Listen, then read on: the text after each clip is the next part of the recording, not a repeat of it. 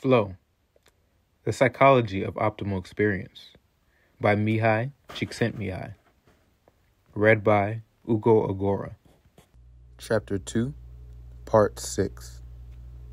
Order in Consciousness. Flow. The opposite state from the condition of psychic entropy is optimal experience. When the information that keeps coming into awareness is congruent with goals, psychic energy flows effortlessly. There is no need to worry, no reason to question one's adequacy. But whenever one does stop to think about oneself, the evidence is encouraging. You are doing all right. The positive feedback strengthens the self, and more attention is free to deal with the outer and inner environment. Another one of our respondents, a worker named Rico Medellin, gets this feeling quite often on his job. He works in the same factory as Julio, a little further up on the assembly line. The task he has to perform on each unit that passes in front of his station should take 43 seconds to perform. The same exact operation almost 600 times in a working day. Most people would grow tired of such work very soon. But Rico has been at this job for over 5 years, and he still enjoys it. The reason is that he approaches his task in the same way an Olympic athlete approaches his event. How can I beat my record? Like the runner who trains for years to shave a few seconds off his best performance on the track, Rico has trained himself to better his time on the assembly line. With the painstaking care of a surgeon, he has worked out a private routine for how to use his tools, how to do his moves. After 5 years, his best average for a day has been 28 seconds per unit. In part, he tries to improve his performance to earn a bonus and the respect of his supervisors. But most often, he does not even let on to others that he is ahead, and lets his success pass unnoticed. It is enough to know that he can do it, because when he is working at top performance, the experience is so enthralling that it is almost painful for him to slow down. It's better than anything else, Rico says. It's a whole lot better than watching TV. Rico knows that very soon he will reach the limit beyond which he will no longer be able to improve his performance at his job. So twice a week he takes evening courses in electronics. When he has his diploma, he will seek a more complex job, one that presumably he will confront with the same enthusiasm he has shown so far. For Pam Davis, it is much easier to achieve this harmonious, effortless state when she works. As a young lawyer in a small partnership, she is fortunate to be involved in complex, challenging cases.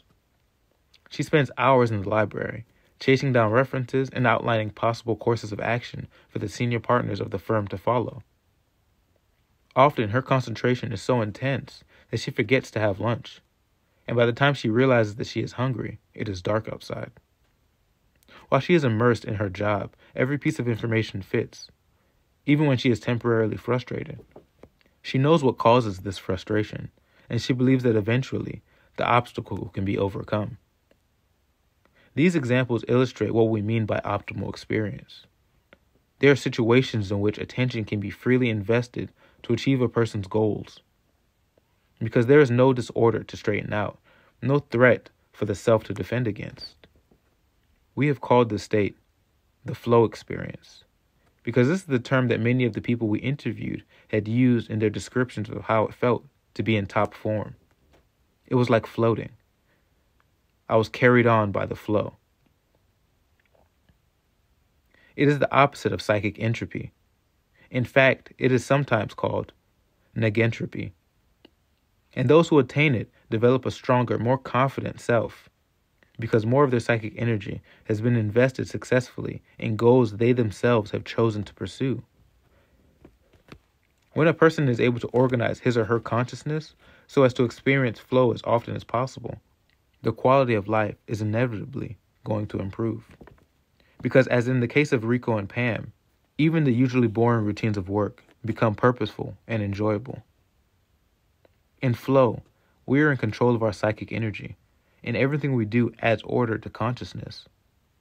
One of our respondents, a well-known West Coast rock climber, explains concisely the tie between the avocation that gives him a profound sense of flow and the rest of his life. It's exhilarating to come closer and closer to self-discipline. You make your body go and everything hurts. Then you look back in awe at the self, at what you've done. It just blows your mind. It leads to ecstasy, to self-fulfillment. If you win these battles enough, the battle against yourself, at least for a moment, it becomes easier to win the battles in the world. The battle is not really against the self, but against the entropy that brings disorder to consciousness. It is really a battle for the self. It is a struggle for establishing control over attention. The struggle does not necessarily have to be physical, as in the case of the climber. But anyone who has experienced flow knows that the deep enjoyment it provides requires an equal degree of disciplined concentration.